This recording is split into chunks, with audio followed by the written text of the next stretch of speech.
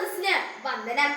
വായിച്ചു വളരുക, ചിന്തിച്ച് വിവേകം നേടുക എന്ന മുദ്രാവാക്യത്തിലൂടെ മലയാളികളെ വായനയുടെ ലോകത്തേക്ക് കൈപിടിച്ചുയർത്തിയ PN പണിക്കർ എന്ന മഹാപ്രതിഭയുടെ ചരമദിനമാണ് നാം ജൂൺ 19 വായനാ ദിനമായി ആചരിക്കുന്നത്.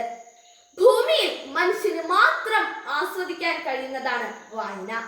നല്ല വായനയിലൂടെ ലഭിക്കുന്ന അറിവുകളും അനുഭവങ്ങളും നമ്മുടെ വ്യക്തിത്വ വികസനത്തിൽ നിർണായക പങ്ക് വഹിക്കുന്നു. ഓരോ പുസ്തകവും നമുക്ക് മുന്നിൽ തുറന്നു വയ്ക്കുന്നത് ഒരു അത്ഭുത ലോകങ്ങളാണ്.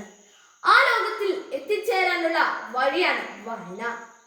വായന മരിക്കുന്നു എന്ന പലരും പദം പറയുമ്പോഴും ഓർക്കേണ്ടത് വായനയുടെ രൂപവും ഭാവവും മാറി എന്നതാണ്.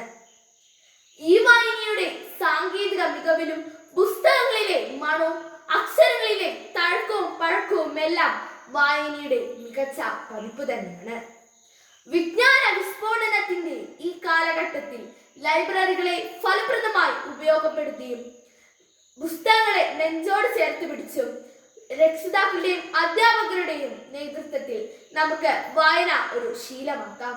നമുക്ക് പുസ്തകങ്ങളോട് ചെങ്ങാത്തം കൂടാം. വരൂ കൂട്ടുകാരെ, പോകാം, പറക്കാം വായനയുടെ ലോകത്തേക്ക്. നന്ദി, നമസ്കാരം, ജയ് ഹിന്ദ്.